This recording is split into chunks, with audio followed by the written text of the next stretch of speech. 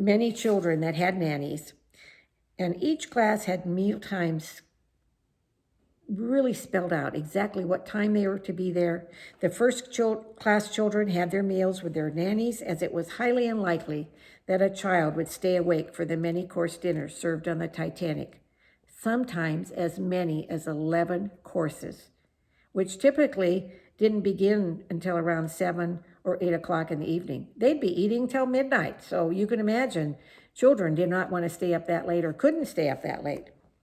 The second class children might have their meals with their parents, as they may not have had a lot of nannies on board in that class.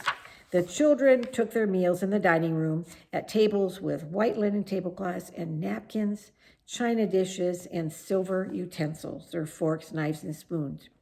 The third class children had their meals in the dining room with their families.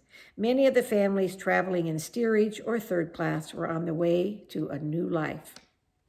They were coming to America because they didn't have jobs. They were short of money, and they had to, their fathers had to find work. So it said many of those families traveling in steerage or third class were on the way to a new life.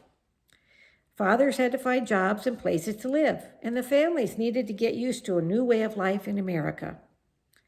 Many of those families had never, ever seen electric lights, running water, or flush toilets. The Titanic had all of those things, and it was very exciting for third class passengers to have such nice accommodations. When I was a little girl, our family traveled from the United States to England on a very large ocean liner. It was called the SS United States, very similar to the Titanic. It was the fastest ship in the world at that time. We had a wonderful time, and we had to be on our best behavior. Before we left on our trip, we had many lessons on proper behavior while we were on board. One afternoon, my mother and I were having afternoon tea on the ship, and all the lovely dishes, teacups, and white linens, and dainty food, and my mother said this must have been like it was on the Titanic. And I asked her, "What's a Titanic?" She then told me the story, and that is how I first became interested in the Titanic. Well, this book will give you some information on manners and etiquette that my parents insisted that we know. So we're going to talk a little bit about manners now, and I call first class all the way. So whether you were in first class, second class, or in steerage, which is the bottom class, the lower class, the lower decks, and it was called steerage because it was very close to where the steering was of the ship. So these are the things I'm going to talk to you about, what I think are probably some of the most important pieces of manners and etiquette that you can know as a child. And hopefully, if mom or dad are watching, they will pick up on some of these manners too. Always knock before you enter. It's always polite to announce yourself, even if just going into your brother or sister's room. Now, this next one is something that we are all very familiar with in this time frame that we live. Wash your hands before going to the table. In fact, we're washing our hands, 50 times a day. But washing hands is the number one way to stay healthy and well. Help set the table. In this book, I have a diagram of how plates and everything should go on the table. And it's my granddaughter drew this, and we'll just talk a little bit about it. So if you help mom set the table, it gives her an advantage when this helps mom, and it also gives you an advantage at the restaurant or a friend's house because you're going to know which fork and which knife and which spoon to use first. So remember where you place the silverware. Remember the word fork has 4 letters, and so does the word left. So F-O-R-K, L-E-F-T. So the fork goes on the left.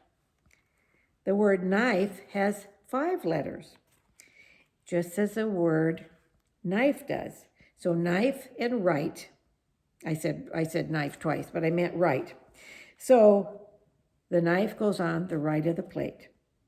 A spoon has 5 letters, so it would also go next to the knife, and the sharp side of that knife would always go next to the plate so that it isn't dangerous for anybody sitting next to you.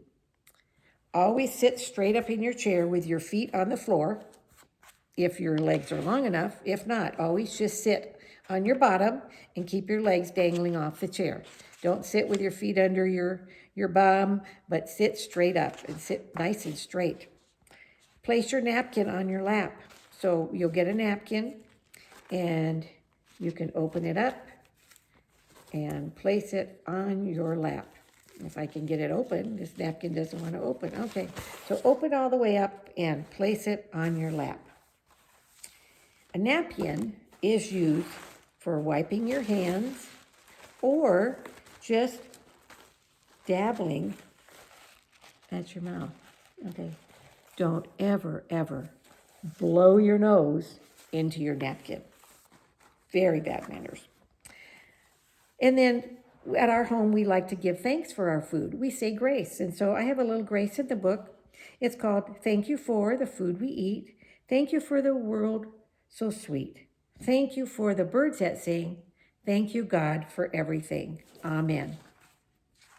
Another really important thing is if you're having tea at a tea table, and so you have a cup, and you have a cup or maybe just a mug or a glass, but when someone is going to pour something into your cup or mug or your glass, make sure it stays on the table. Don't hold it up for them like this, because you can imagine if I'm holding it up like that and somebody's pouring hot tea into it, it could spill on me and I could get burned, because tea and hot beverages are very hot. And so you always want to leave your teacup or mug on the table when they're pouring. If you try to pour tea while holding a cup and saucer in your hand, you might splash hot tea on your fingers and get burned. Always pour tea for your guests. If you are having the tea party or if you're just having a dinner party, guests should not have to pour their own beverage. Don't pass the pitchers around, but pour for them. That's good manners. And then always ask for food to be passed instead of reaching across the table. The correct way to pass food is to pass it to your right. So you will passing it to your right on the same side that your knife is on, but you will receiving it from somebody from your left. So it just kind of goes around the table. And then one of the most important things are always say please and thank you when food is passed. First class manners would demand that we say please and thank you when food is passed. Chew with your mouth closed. Nobody wants to see what you're eating. Keep your elbow and other body parts off the table. There's not room on the table for feet, knees, and food. And then engage in conversations with everybody at the table. Everybody should be included. Shouldn't be people sitting there and nobody's talking to them. That's really sad. So you make sure that everybody gets to engage in the conversation at the table. And then something that the only manner thing that really wasn't around back in 1912 was no cell phones or no texting while you're at the table. They didn't have that. We didn't even have to worry about it. So turn off your phone, enjoy your friends and family and food. No one wants an app for mealtime. Another way to get on your mother's good side too is always thank the person who made the food, mom included. Have an attitude of gratitude. There's always something to be thankful for. If you don't like what's been served, always try a little bit, but don't ever totally turn away from food, but always thank whoever was grandma or auntie or you're at a friend's house. Always thank them for making the food and making the meal. And always ask to be excused when you're getting up from the table. Just say, excuse me, please, whenever you leave the table, and you don't have to tell them the reason. Now we're going to talk a little about etiquette that I have written especially for a tea party, but it's something that can be applied to almost any mealtime. So I'm going to tell you, first of all, what a tea party is. And I know that there's some of you that have never been to a tea party. Maybe you've never had even tried tea in your life. I know that there's a lot of women that I've met that have never had a cup of hot tea. So it's always fun because tea time is such a fun time for adults and children alike. So a tea party is a small meal usually served in the afternoon that has tea, little crustless sandwiches, so the crusts have been off and they've been cut in little quarters. Scones, which are kind of like muffins, they're really yummy. Cakes and cookies. So there are special manners at the tea table. You may eat the tea sandwiches with your fingers. Now that seems kind of odd because you'd think, oh, if we're having a dinner party, we're not going to pick up food with our fingers. But at tea time, you would. You would pick up some of your sandwiches and just eat them. They're very small. They're just like a quarter of a piece of bread, two little sandwiches. And take little bites, 2 or 3 little bites for a quarter of a sandwich. Don't shove the whole thing in your mouth. And then scones, when you're eating scones, you want to break off a little piece and then place a small amount of jam and clotted cream on the scone. Another way to eat a scone is to cut it in half like a hamburger bun. And then put the jam and cream on each half, but don't put the 2 halves back together. And the clotted cream, or in America we use whipped cream, is only for the scone. You're not to put it in your cup. And sometimes I see that, and that's not proper etiquette. And clotted cream sounds kind of crummy, but it's really, really yummy. It's like a really thick whipped cream, almost like a butter. And it comes from a certain area in England that has very thick, lovely cream from the cows.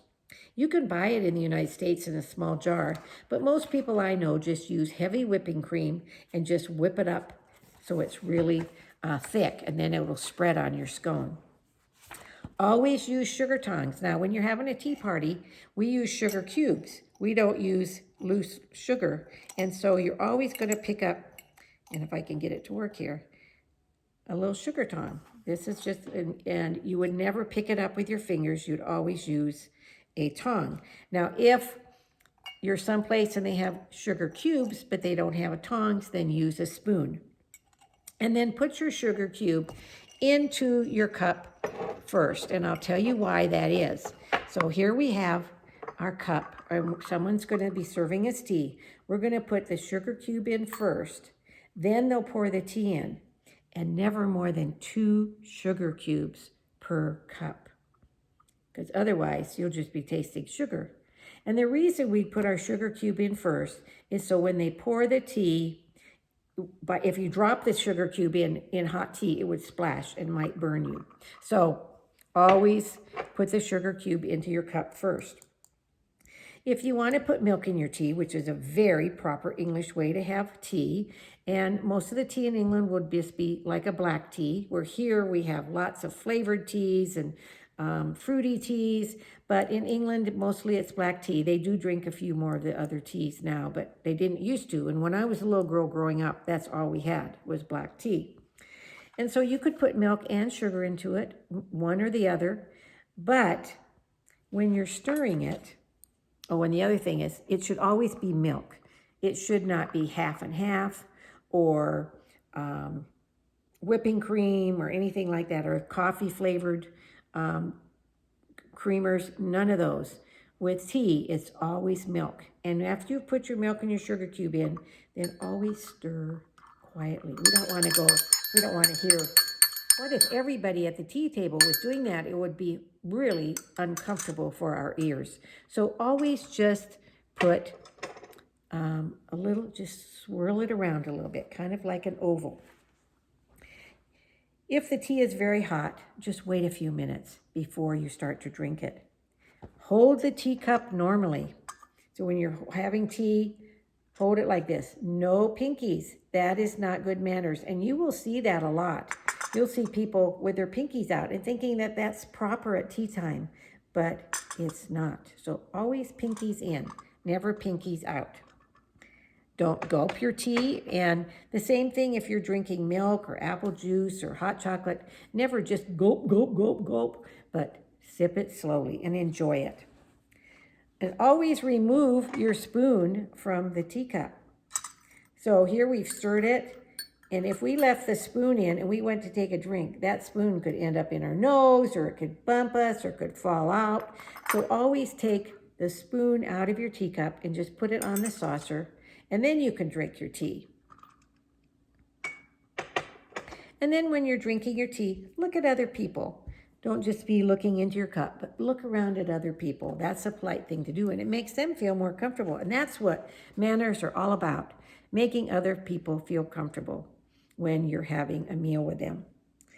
And then the last little thing about a cup of tea, sometimes someone will bring you a little bowl of lemons. There's a lot of people like to have lemon in their tea, and that's fine. I don't like it because I like milk in my tea.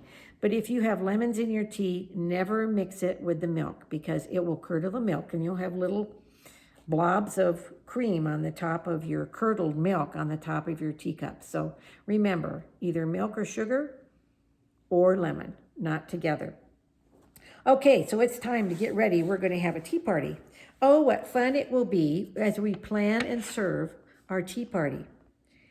We can start by inviting family, friends, and you can have boys and girls to come to your house for afternoon tea. Choose a time that is convenient for your friends, but especially for mom or grandma, because they're going to be available to help you. You're going to need some help doing afternoon tea, especially if it's your first time. One of my favorite tea times was with my grandchildren. All 11 love to have tea when they come to grandma's house. That's one of the things they always request that we do, that we have a tea party. Ask your grandmother to have a tea party with you. She'll be thrilled.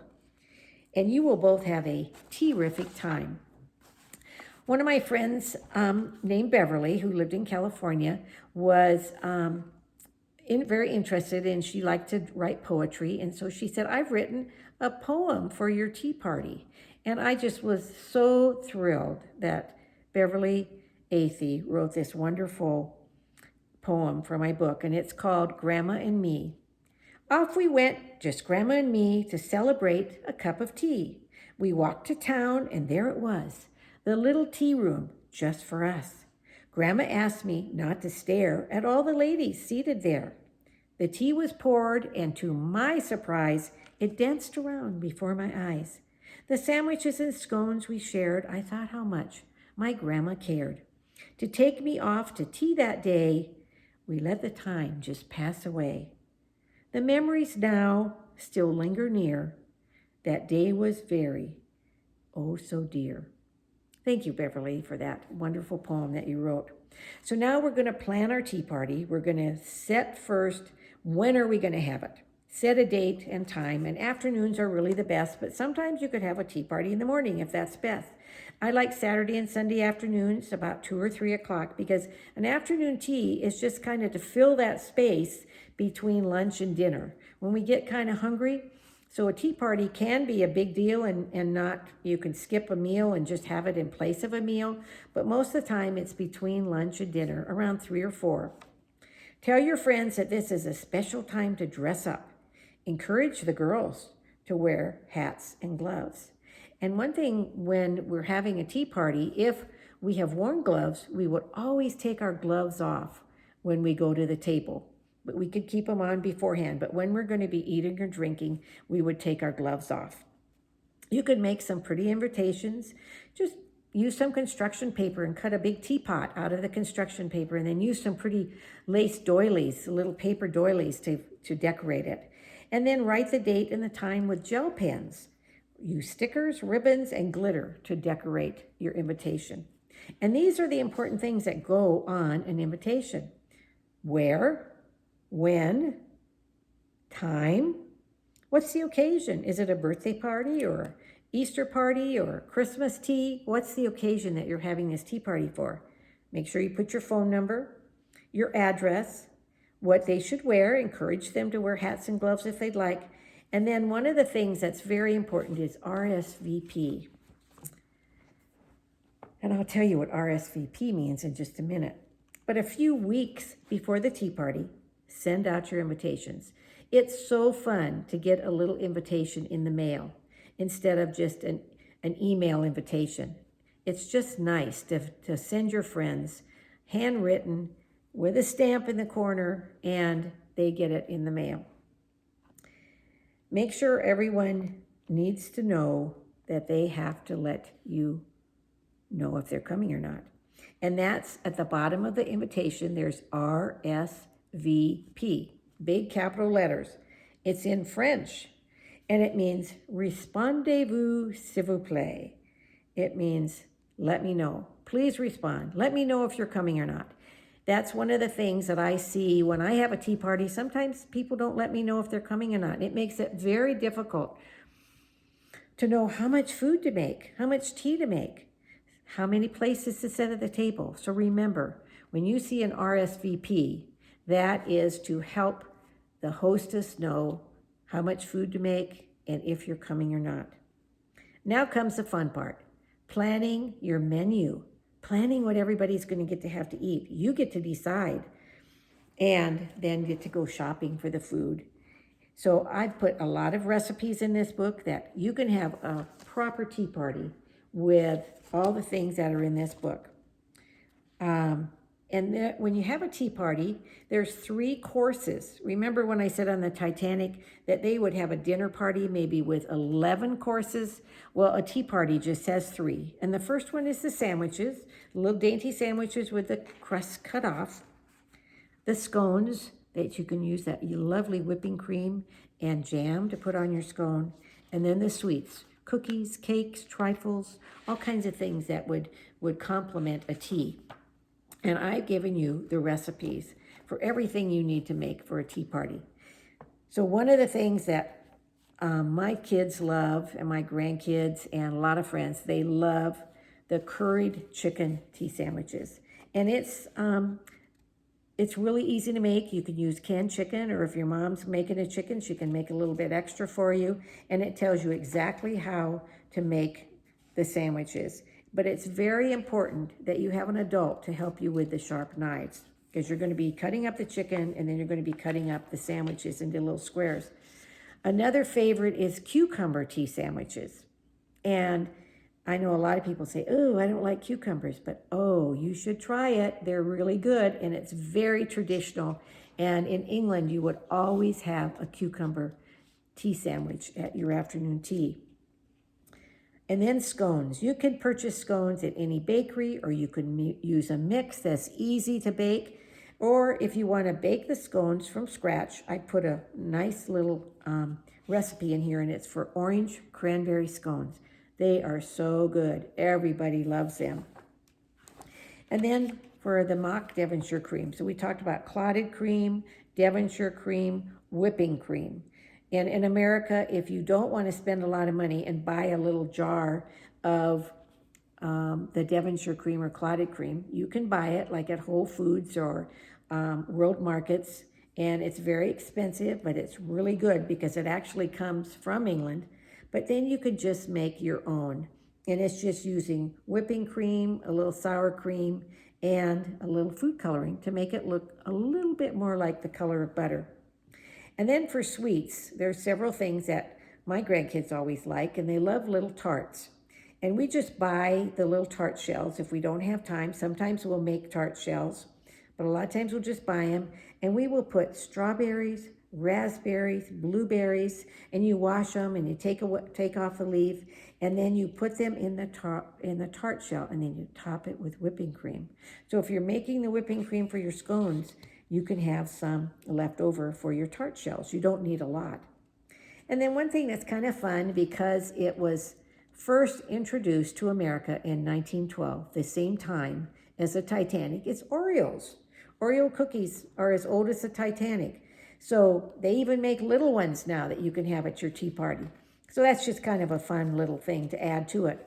And then my very favorite is shortbread cookies. Shortbread cookies are pretty easy to make. You just need 3 ingredients. You need butter, sugar, and flour. And they are yummy because the butter, and you know, everything's better with butter in it or on it.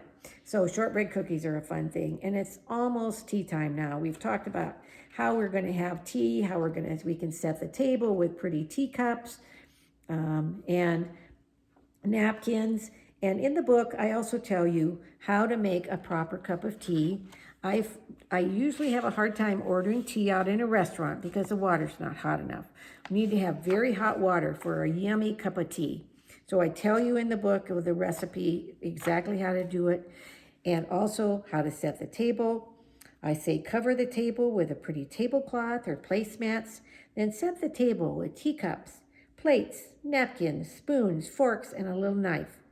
You don't need a soup spoon, a dinner knife, or a dinner fork. For a special touch, add a vase of fresh flowers. And in here I say, follow the diagram for how to set the table that Amanda has drawn for you. And then getting close to the end of the book, I talk a little bit about the Titanic Princess Tea Parties. There's 2 Titanic museums in the South. One is in Pigeon Forge in the Smoky Mountains National Park in the town of Pigeon Forge. And there's also one in Branson, Missouri. I love to go there. I love to sign books. I get to meet people that buy my books and read my books. And it is just an exciting time. And sometimes in the spring, they have a Princess Tea Party. And I've gone to several of them. They're so fun. And Miss Jamie, the first class maid, is the one that will guide you through having tea on the Titanic in either one of those museums. And it's fun. It's a fun activity for moms, for dads, for brothers, for sisters. And we always do Christmas tea too, because Christmas is such a special time of the year that we can get together and share. So I hope you've enjoyed this time. I've loved sharing my book with you. And my book is going to be given away. One free book is going to be given away to whoever responds to this. And I hope that it's you. Make sure I have your name and your address, and then I will be sending you a book, and I will autograph it especially for you. So thank you for joining me, and I hope that we can tea again. Bye.